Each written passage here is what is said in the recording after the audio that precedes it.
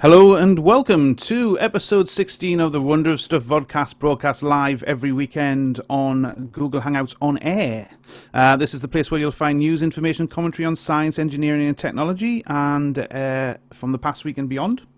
And anything else that's inside our brains that we are interested in, we'll bring it out and put it on the table. My name's John Gardner, as ever, and helping me out on the journey to knowledge is my colleagues, or are my colleagues, let's get the grammar right, John, Richard Smith and Ross Davidson. Say hello, chaps. Hello, chaps. The joke works this week. Yeah. So without further ado, we're going to get started because Richard's got guests that he's keeping waiting. Even though we're building up a media empire, he's still got guests that he's waiting. So we're going to start with Richard tonight, so that he can slope off maybe later on. And Richard is going to start about memory hacking. Intriguing. Tell me more. Yeah. So this is a study that's been done on mice again. I know I seem to be like a massive fan of mice studies, but yeah, I know I'm very sympathetic to the mice as well. But yeah, this is about creating false memories. So it's the first study of its kind that's actually demonstrated this. I'm sure there'll be criticisms come out in the coming weeks, and it's not quite what it seems, and you know, is the impact as profound as some of the reports are making out? But nonetheless, it still has a lot of potential, very exciting in principle. So what they've done is there's an idea of place cells or place region in the brain, where you remember, sort of, if you can imagine it as like a grid, it remembers you in a time and place. So in mice, what they've done is, while the mice have been dreaming, they've stimulated these place cells, this place region in the brain, and incentivized the mice through that process to go to a particular place in the maze where the reward is waiting. So the mice have been sort of consciously or unconsciously manipulated. I'm not sure which one you would call it, but it's an artificial memory is being created in a sense, or an emotional link to that memory has been enhanced by the process, whichever way you like to put it, and that has incentivized the mice. So the study will have to be replicated, of course, and if it can be replicated and repeated, it'll be very, very interesting. But yeah, it sort of brings to mind a couple of films like Total Recall and. So is this not a repetition thing? No, this is so they have a memory, and then in the dream, when they're in a dream state, that particular memory is sort of stimulated to sort of artificially enhance that memory, and then the mouse goes back through the maze and goes straight to where you know, there's been a control group as well. You're breaking up there, Richard. Sorry, yeah, can you hear us now? Yeah, you're back. Yeah, so they've enhanced that memory, and then they've done it against a control group, and in the control group, you know, they haven't gone to the reward, and in the group where they've stimulated that memory, they've gone straight to the reward. So it's been proven in this trial to work.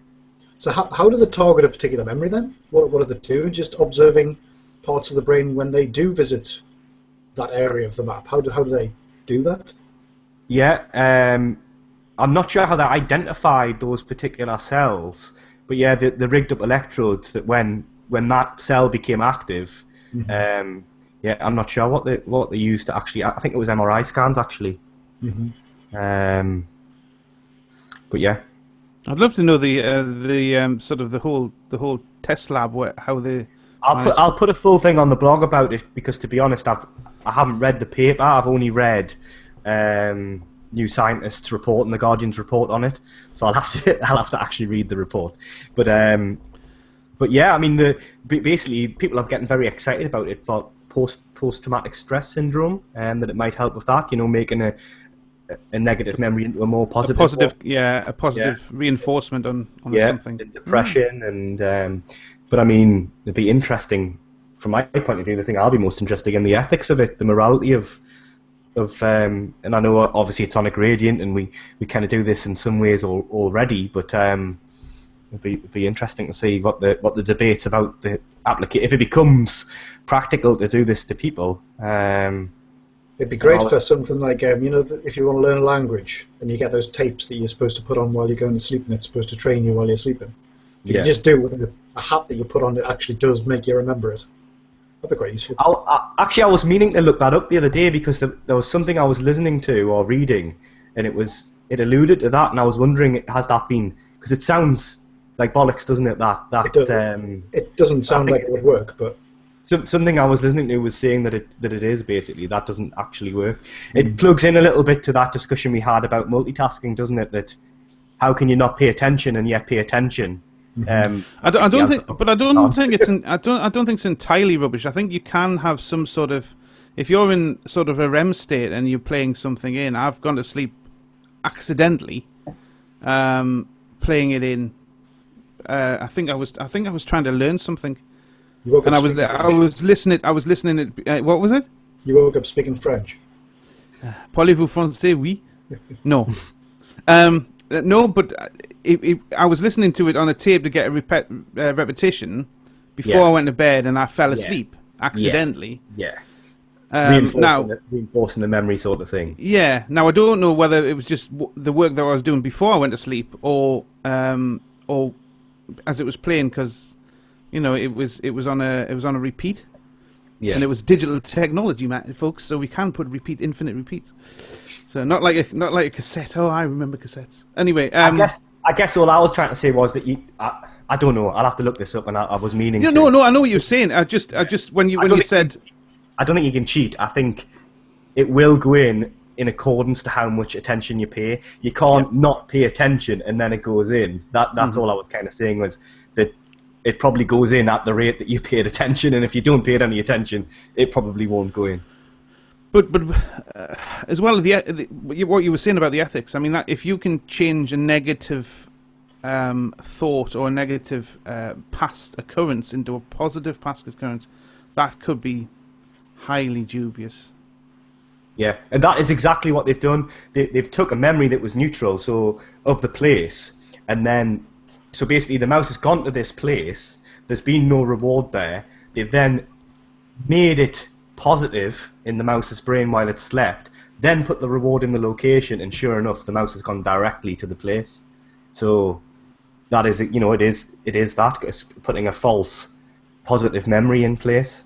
So yeah, it will be interesting ethically how it brings to mind the film Eternal Sunshine of the Spotless Mind. I don't know if you've seen that. I was just about to say that, actually. Yeah, in that Jim Carrey erases emotional bad memories that he has. Yeah. But yeah, obviously the clinical applications are probably endless. You can imagine how powerful it could be if it really does work that well on humans. It's like most things now that we're getting to the stage where some people would say we're playing God, but we're pushing the boundaries of what we can do clinically and scientifically, medically in general, and therefore, because we're pushing those boundaries, the ethical questions become far more real and far more in your face. You have to address these things. Yeah. It's a challenge because I don't think science. My own opinion, I know that there's kind of a divide in the community about this. People like Lawrence Krauss and Sam Harris and others. Some of the moral questions can be answered by science. I personally don't think that will be the case. I think the empirical data can definitely inform us about it, but what we're going to have, I think, is a challenge in the next few decades and 100 years of, like you say, science pushing these new boundaries and the ethics falling behind, and how are we going to keep up with these ethical dilemmas that these new technologies and these scientific breakthroughs come out with? It's a brave new world, isn't it? And if science can't give us the answers to those ethical questions, where do we get the answers from? I mean, because there are ethical sort of committees that make I guess are involved in lawmaking So when it gets to that stage, it's lawmaking. But it's almost as if you have to double the amount of people thinking about the ethics because of the speed of things are going in. Well, yeah, and ethics problems are hard. The hard moral problems. Well, yeah, they are by their very nature. Yeah, and traditionally, to reach a moral consensus in society takes hundreds of years, doesn't it? So these are new things that are coming out that we need to make decisions on quite quickly. So it's a very challenging. We've on most ethical matters we've had, philosopher on philosopher before we've reached a consensus. We might have to do this in a single generation with some of these things. So. Yeah, no, it's very, very interesting, and no doubt we'll cover stories like this again and again and again in the coming months, weeks, and hopefully. I think one of the other challenges that it kind of brings up, in just specifically in terms of this, is obviously this is an invasive way, and the hope is as well that we can do the clinical applications can become non-invasive. I don't think we quite know what those would be at this point in time, but clearly you can tell just by how I've described it that this is obviously an invasive, not invasive in a surgical sense, but this is clearly you have to submit yourself to the whole rigmarole. Yeah, but perhaps it's even more scary if you can get a non-invasive method. Yeah, again, your mind just goes straight to films, doesn't it? And books and like science fiction. But the Manchurian Candidate, I don't know if you've seen that. Yeah. That's a bit like that. Triggers and all this sort of thing. But yeah, it sounds very like science fiction, but it's exciting in that sense as well. That when science fiction becomes real science, it's an exciting time to live in. But frightening, very frightening when you think of the in the wrong hands, the potential of this sort of thing. Excellent. So I think probably what we'll do. You said you're gonna put that on the blog, and I will. I'll put some links to it, to the paper itself, and I'll maybe get a chance to chat with you two in a bit more depth, and maybe put some opinion pieces on from ourselves. But maybe we could do that. Yeah, explore it in a bit more detail offline, sort of thing. Yeah. Excellent. So so the blog is wonderofstuff.blogspot.com. So if you in the next couple of days, if you're interested further than that, we'll have some more information up on there. Right now, the next one we're hurtling along at a fair rate of knots to get it all in tonight, quickly. The next one is it's my topic, and if we're going back, sort of, it kind of revisit. I know we said we were going to do a full episode about revisiting, but this is a revisit of something that we did in the second episode. Now, one of my real interests is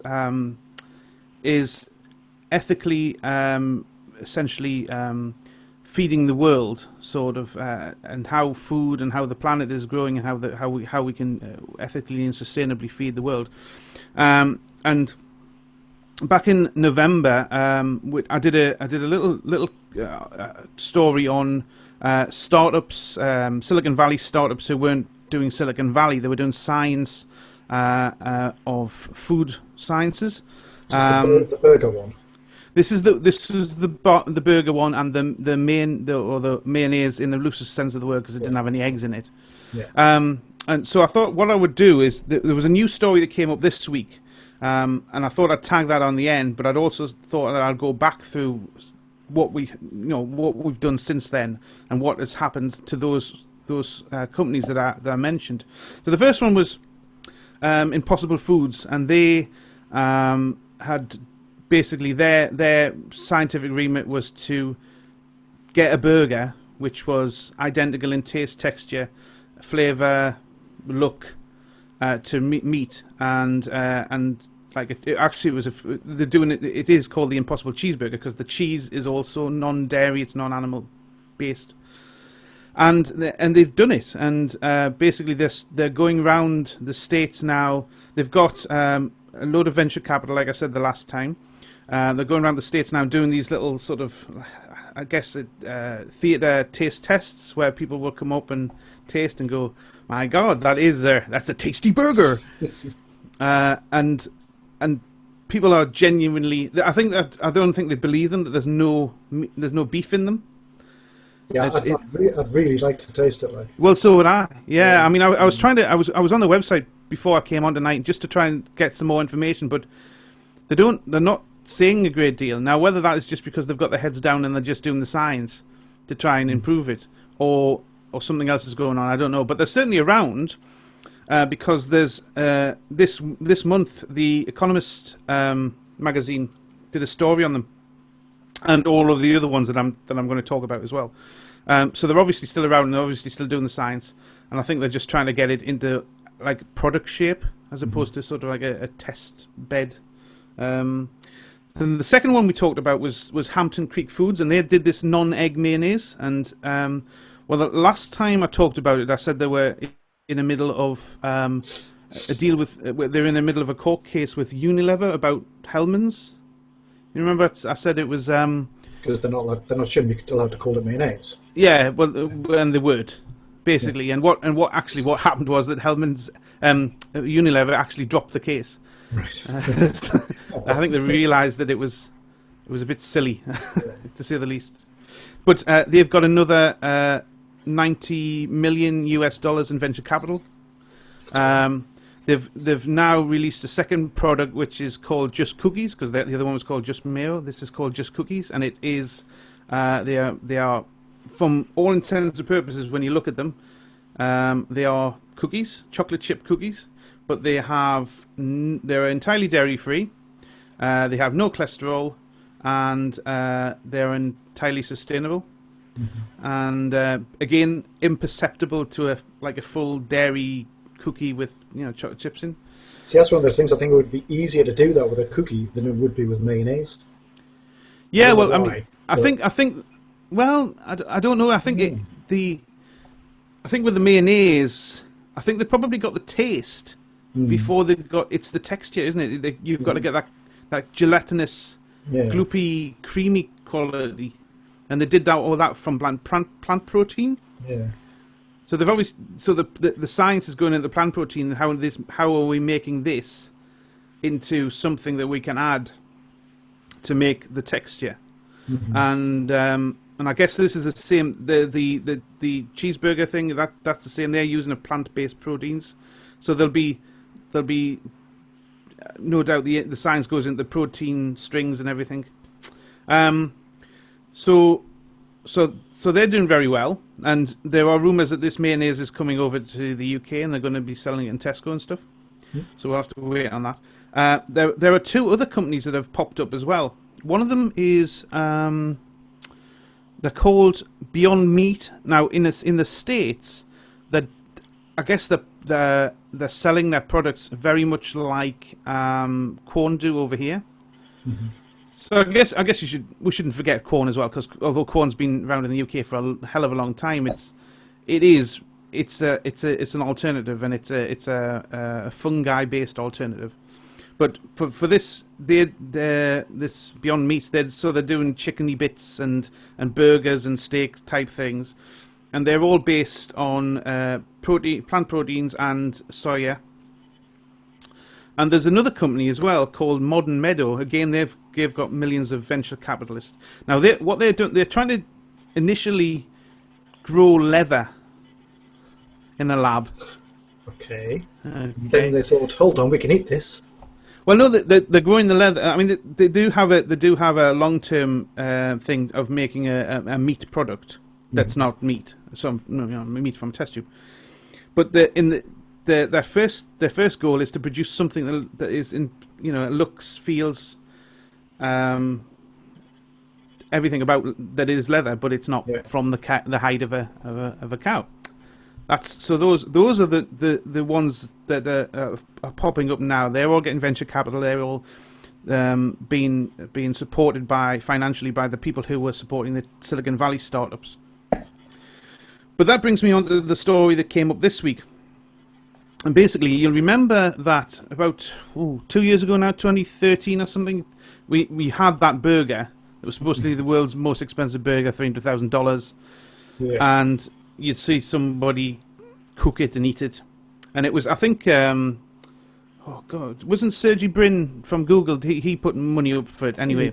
Yeah, there was a few people there. Yeah, so that was a burger.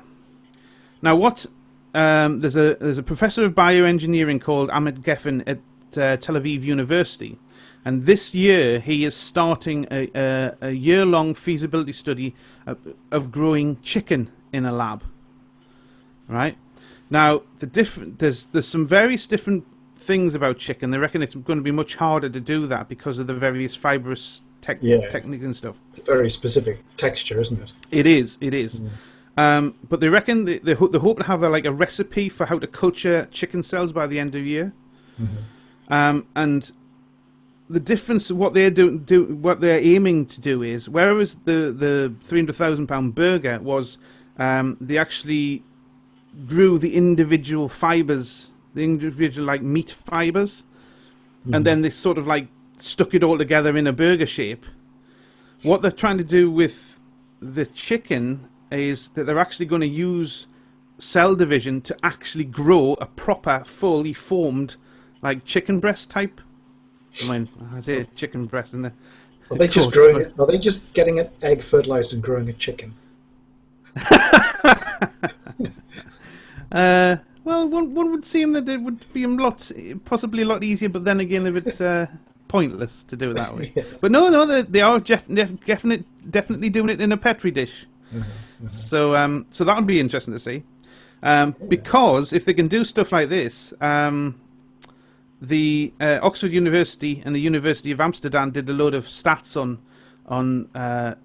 how better cultured meat, and that's what they're calling it cultured meat. Anything that's grown along these lines in a test tube or on a petri dish. They reckon that if they use this cultured meat, it would produce 96% less greenhouse gas than normal meat, and it would consume something between 80 and 95% less water and virtually eliminate all the land requirements, which is interesting. So I thought I'd just sort of keep you up to date on what's happening, keep everybody up to date on what's happening, and include that news story that came up this week. But it's definitely one of these things. When we talked about this before, both you and Richard are vegetarians. I still like my meat, and I don't want to stop eating meat. However, if there was a cultured meat, a more ethical version of meat that to me tasted the same as meat, well, I would definitely choose it. You know what I mean? If it was the choose of a less ethical version or a non-ethical, a more ethical, you would choose that one. But as it is now, I am a meat eater and I shall remain a meat eater until such a day. So it's a very interesting one there. I'm going to show you. I'm going to share this out because this is the Impossible Cheeseburger. This is the picture that they. I didn't realize they were doing the cheese as well. Oh yeah, the full thing, thing. So this is the one that this is their publicity shot. Okay, and this is what's going live on their website, and I just thought I'd show it to you because if you would get something like this, you'd probably want to eat it. Yeah, if I got a McDonald's burger that looked like their publicity shots, I'd want to eat it as well. So there it is. There, I'm looking at it there. Now this here, all this texture stuff here is not meat, but even when I look at it now, it looks meaty, and you can see that there's juices that have gone into the bread, and the cheese, the slice of cheese here looks like cheese, and there's onions on top and everything like that. But that's interesting. And I mean, I think they're setting their sights a bit high when they say it's impossible, though. Well, because if they're saying it's impossible, it's done, they're never going to do it, are they? I think it's possibly tongue-in-cheek. I mean, basically, I think that they're doing it because the media are going to say that anyway. Yeah, exactly. Yeah. People are going to go, no, it's never going to taste the same. Because I mean, I think I mentioned this before. I remember when corn first started, and I had friends who were vegetarian, and they swore, "Oh yeah, the corn mince. You can't taste the difference. You can't tell the difference." And I was like, "Yeah, I bet you can." And I tried it against real mince, and you could tell the difference because it's not the same. So I've always sort of thought things like that shouldn't, if they're not going to exactly replicate meat, don't try and be meat. Just be something as a meat alternative. Yeah. But these sort of things now sound like from what they're saying that they are actually getting to the point where it could actually replicate the taste and the texture and everything of meat. In which case, fine, do it. It's true, and I mean, and I think they've only done this because they've accepted that the only way they can do that is full on science. That's the only way they can do it. They can't shape like a chicken leg. Exactly. They can't take a load of beans and put them together and go, oh, it looks like a burger. Honestly, if you suspend disbelief, it might taste tad. Yeah. If you're going to feed people and feed people, and I'm very pragmatic about it. I've never eaten meat for a long time. Well, I'll say never knowingly eaten meat for a long time, because obviously I can't tell you that I haven't done that. But I'm pragmatic. I've never forced my view on everybody, and I understand that people will always eat meat. Yeah. But if your meat is processed, like majority of the stuff that you get in the supermarket nowadays, you couldn't tell. If it tastes like it and looks like it and cooks like it, you couldn't tell whether it was grown in a dish or come off a cow. Well, this is the thing, actually. To be honest, if you think of like all of the ready-made microwave meals and stuff, that would be the first place to replace all the meat, because you can hardly tell it's meat anyway most of the time. It's true, and in fact, when I was doing a bit of research for this, I did say that there's a company called Beyond Meat, and they were doing things of the ilk of what Quorn are doing, so like ready meals and the constituent parts of the chickeny bits and the burgers and all that stuff. Well, supposedly what they do in America is they've got a food service section which delivers to caterers, and they were selling all these the chicken bits for to put in for whole food shops to put in like salads. So they make up the salads with the bits on here, and they like value added thing. Yeah. Well, for somebody had mixed all the bits up, and for like 2 months, this like whole food chain was selling these salads as chicken salad with these bits in, and they didn't have any complaints. That sounds like a deliberate mistake. That. Well, it possibly is, but I mean, if everyone noticed, oops, sorry, but if no one notices, brilliant publicity. Yeah, but it does kind of. You probably, I mean, if it's something that's in a salad or like I say, in a ready-made meal, unless you were sort of looking for it, unless someone told you, you probably wouldn't notice. Providing the texture gives you the bite of chicken, and it's probably got some sort of sauce or dressing on it. Yeah. Chances are... Whereas I think something like a burger or sausages or a steak is probably the ultimate one to replicate. Yeah, they are, because it's so, I wasn't say concentrated meat, but that doesn't make sense. Because there's so obviously a meat bit of it, that would be a lot harder to get away with. But yeah, I'll definitely try that burger if they ever do a road show around the UK and they're in Newcastle. Give it a shot. Well, you see, the thing is, though, ethically, I would as well. Yeah, well, yeah, exactly. Yeah, it's like it's bizarre, but I would tuck into that burger because I have no qualms about it. Yeah. Right. Anyway, well, on to yours, and actually, but this is quite fortuitous because when you suggested it this afternoon, I've been thinking about it as well, and but from I was taking a slightly different tack about it, and I was going about the history of all these things. So, so what we're going to do is what Ross is going to talk to you about. Well, I guess the drones, aerial drones, but not just, but in a specific context, isn't it? And that's the context of communication. Yes. So this is basically it's actually a Google project called Project Titan. Now, Google they've done a similar project before in 2013, I think it was, called Project Loon, which I think is a great name, which was with balloons. And the idea for this was providing a way of giving internet access to basically remote areas. And Project Loon was basically balloons floating in the stratosphere quite high, and using the balloons to communicate via, 4G or something, and then to the internet, so you can get internet anywhere. So they did that in 2013. I think they did it. Was it in New Zealand or somewhere? They did a pilot. Now, so that was the first project they've done. I think they're still doing that. I think they're offering it in Africa in a few years or something. But they're doing another one called Project Titan. Now, this is actually a company that Google bought in 2014. called Titan Aerospace, and they basically provide solar-powered drones. And recently, yes, this company was bought in 2014 by Google, and the news just recently is that they've just been given licenses from the FCC to actually do some proper tests in Albuquerque in America. So basically they've got licenses that last 6 months to cover a 1,300 square kilometre area to the east of Albuquerque. So basically what they're going to do is these solar-powered drones, so unmanned drones, fly around, solar-powered. I assume they get enough power to fly overnight. I didn't look into that. But the idea is that they can just be deployed anywhere and give you internet access in the middle of nowhere.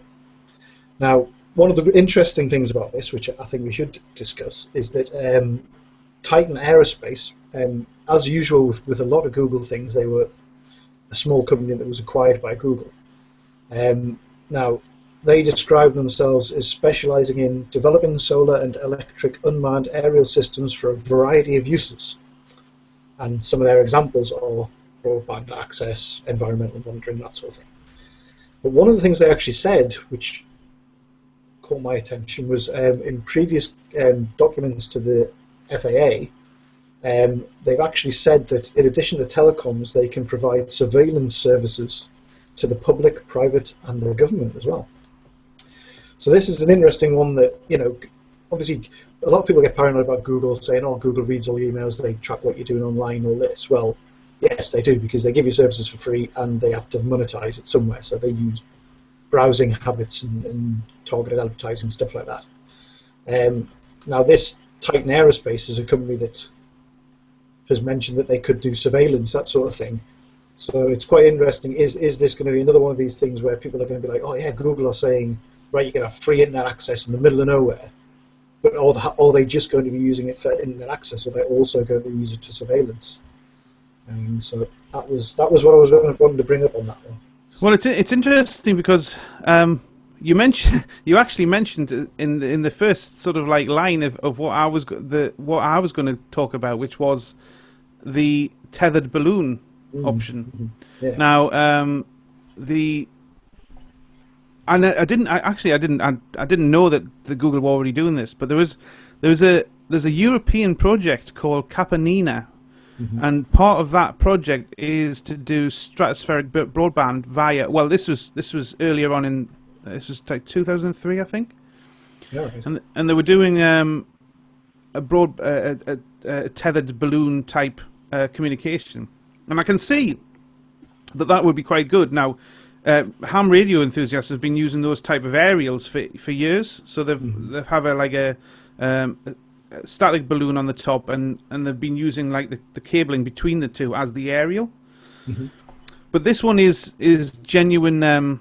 Is a genuine project, and I think it's something to do with York University as well, where they have like I think they call it, what is it, a high altitude platform, a HAP, a tethered platform. Yeah. They've got microwave dishes on top of that, so they can beam up to that at a very, very high altitude. So that's interesting. My immediate thought when we're going to use these drones, you know, and we've seen drones in the context of other things like Amazon delivering parcels and stuff like that. Yeah. But I just wonder whether they're doing this just because it's new technology, or whether it's better than the tethered technology. Because I suspect it's better, because obviously with the balloons, balloons, you don't have any control of them; they just go up and then you come down. And if they're tethered, obviously they're going to be static effectively. Whereas with the drones, you can sort of like deploy them somewhere else. So you know, but why would you want? If you're using it specifically for the context of giving better reception in areas where there is poor reception, you wouldn't want to be moving it around. You just want to put it up there and keep it up there, because the landscape's not going to change, is it? That's true, but more in the context of, you know, if you needed to replace it or upgrade it, you could just fly one back and fly one there, sort of thing. You know, it's going to be a lot easier to maintain, control. You know, you can do a lot more with them. I think rather than the tethered balloons, it's a static. It's like having an aerial there. You'd have to go and physically go and get it if you wanted to upgrade it, for example. But surely that's not hard. I mean, you just wind it down on a winch and then wind another one up. Well, I suppose so, but it depends on how remote these remote areas are that they're talking about. Really, I mean, if it is literally in the middle of nowhere, like I say, I mean, the tests with the balloons, yeah, I think they were done in New Zealand, but I'm sure they were going to do them in Africa as well. But yeah, the drones. I mean, again, yeah, drones have been in the news quite a lot recently, and they are big news these days. Whenever anyone mentions drones, it's like, ooh, what they're going to try and fall out of the sky and kill us and this sort of thing. There was those drones recently in Paris, wasn't there? What was going on there? Yeah, and there was one the one that's there was one it did, was it Heathrow or Gatwick Airport that a plane had to take diversionary tactics. Yeah, some idiot was. That was on the news, and they were talking to a drone pilot about that, and he was pointing out the fact that the plane's a lot bigger than the drone. I don't think it really would have damaged the plane that much. And it's like, because people think these drones are massive. They think of like the UAVs that the military use to bomb people. Yes. Whereas all they are tiny little, they're radio-controlled helicopters, basically. Yeah. If everyone was saying they were radio-controlled helicopters, no one would be worried about them. Because they're labeled drones. Yeah, but I think as well. I mean, if you raised the point there. It's like, well, will it stay up overnight? Yeah, because I assume with these Google ones, they are proper drones as well. They will be big size because obviously they'll have to have all the communication equipment inside them. Yeah. I don't know how large the balloons are that both Google and they're pretty big. Yeah, they're pretty big.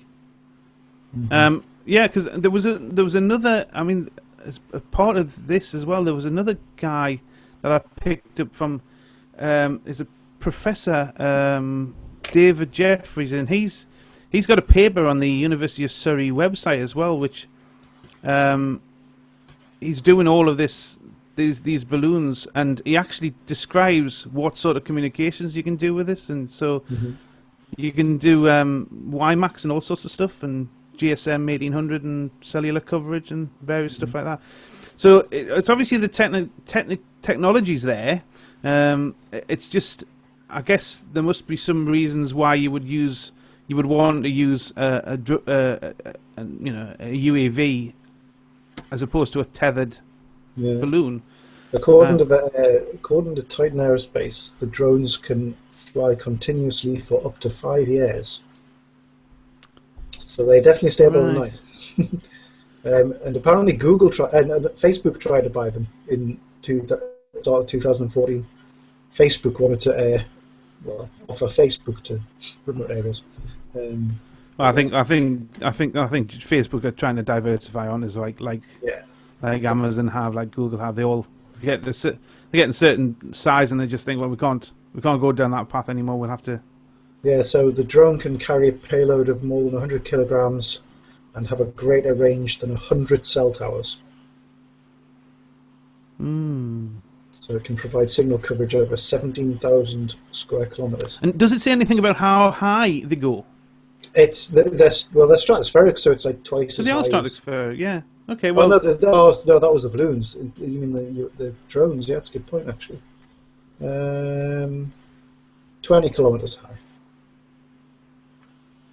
Yeah, which is the same height as these airships. Can be these pretty balloons, airships. Yeah. So I mean, they're saying they can use them for various things. They use them not just communication, but photography, weather monitoring, that sort of thing.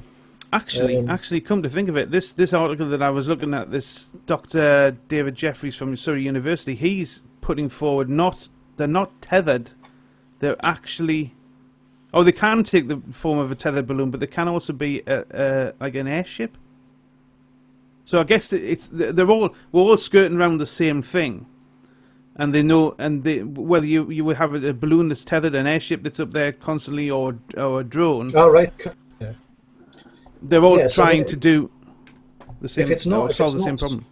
if it's not strictly tethered, I suppose. What would be the preference of a drone over an airship type thing? I don't know. I mean, it depends on how much. I would say that an airship, that a drone would be a hell of a lot easier if you've got a gust of wind and you've got a massive, great big balloon, and it's not tethered, it's going to end up, But I guess, and the airship, if you write the software right, it'll know when wind is coming in, and it'll autocorrect, and the gyroscope will be autocorrecting all the time, and so it's interesting. I want to see one work. The trouble is because we're dealing with something that's in the air. No doubt there'll be loads of Civil Aviation Authority stuff to write to cover and write off and cover off. Because obviously you can't have it in airspace where everything else is. Well, that's the thing. I mean, like I say, with what they've just been, what Google is going to do between March and September, be the first test. But you'll have to. That's a test within a 500 square mile square where there probably will be no air traffic, which I suppose will be the place that they've chosen to do it. Yeah. Any sort of unmanned or automated, drone, they're going to be keeping it well away from any civil aviation. So I presume they're just going to take it up there and leave it, and then just see how long it stays up and see what they can bounce off, what signals they can bounce off it, or they say work along. It actually says it's going to work alongside the balloons. Oh no, that's not actually the test. I was going to say. I thought they were talking about the test there. I don't know specifically what that was. The bigger idea that the drones work alongside the balloons to provide this coverage. So they're deciding the best technology for whatever they're going to cover it. So it might be a mix of all different types: drone, balloon, airship, whatever. Yeah, I think so. Interesting. Basically, they take the results of the tests for the drones, decide what percentage of each they would need to have 99.95% connectivity or whatever you want. Well, it's interesting, and I think it's probably a much better application to the technology than delivering shopping. I don't think that's ever going to take off. Well, it might take off, but it'll never land. You've got to think it was some sort of PR stunt by them, because there's so many questions. It's like, well, what does it deliver it in your front garden, or how does it, or does it? How do you stop people knocking them out the skies and nicking them in the forest? Yeah, I've got a catapult. Bang! There's me drone down. Ooh, look at this. What have we got this time? Yeah. Is there a size? I was going to say at least going to knock them down. Yeah, will it deliver a fridge to you, or is there is there a payload cap on it? Is it just CDs, or can I buy a car from it? Anyway, pizzas. That's probably all I get. Pizzas, yeah. Oh, yeah. Interesting. Talking of which, I'm really hungry. But it is interesting. So we'll watch that. And see what happens. Subject of Loon, Google actually there's actually a full page about that at google.com/Loon. We've got a full landing page about how do you spell Loon? LOON. Oh, really? Who would have guessed? Yeah. The Loon-powered internet for everyone. I'll just go there quickly. Project Loon, it is indeed. Yes. Mm-hmm. Oh well, we'll whack that on the the show notes. Cool. Well, I think that's probably about it for this week. Have we got anything else? I do not. No. Oh no, we have. Coming up this week, we've got an eclipse. We have. The world's going to get dark and we're all going to end and run out of power because of the solar panels, obviously. Yes, when is it? Is the 18th or the 16th? It would be is it the Wednesday? Yes, it's a partial eclipse in the UK, and I think it's about 8:30 in the morning that it starts, and then the bit of totality is like sort of time about 10 o'clock or something. It finishes about 11, something like that. But it's not a total eclipse in the UK, unlike the one in 2000 and when would it have been? 2003. Yeah, it was. Well, I was working with you, and then I remember it. I remember we went outside and we projected it through a pinhole camera on the side of the wall.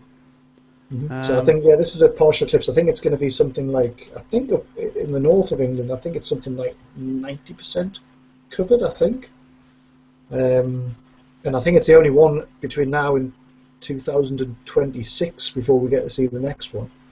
Well, if you want coverage of it, Stargazing Live are doing coverage on Wednesday to Friday this week on BBC One and BBC Two. So are they broadcasting from like the Faroe Islands, where they are broadcasting from? I think it's a joint one. There's going to be people in different places. So they're going to be at Jodrell Bank, I believe. And Friday morning at 9 AM is when the eclipse of the sun is going to be, and they're going to have. I think they're going to have a plane up there as well. They are 30,000 feet above the Faroe Islands. That's where they're broadcasting from. So it's on the 20th. On the 18th, 19th, 20th, yeah. So they're broadcasting on the run up, so they'll be given. That's why I thought the 18th, because that's when that program starts. Yeah, so they're live on the 18th, 19th, and on the Friday morning, they're doing a live one at 9 o'clock in the morning. So unfortunately, I'll be at work. But you'll be allowed to stream it, won't you? I'm sure they'll be allowed in your office. I'm on holiday for the next 2 weeks. Are you? Oh yes, I'll be up standing outside watching it. Cool, excellent. And also, might as well add as well, just in case anyone's interested in the sun. There was a massive solar flare. Solar flare. Yeah. X4 was it? I think. Yeah, and I think today there's been a coronal mass ejection as well, which is what you really want. Solar flares are great, and they're quite often accompanied by coronal mass ejections. But the coronal mass ejections are the things that cause the aurora. So there's a strong chance we might see aurora tonight and tomorrow night as well. So how it's just putting you on the spot here. How long does it take before normally from the ejections and the flares, where they would get into the state? No, whether they would get down to a stage where they would affect our communications. Do you know how long? Well, I think that's fairly instant. I think that's sort fairly of like, instant.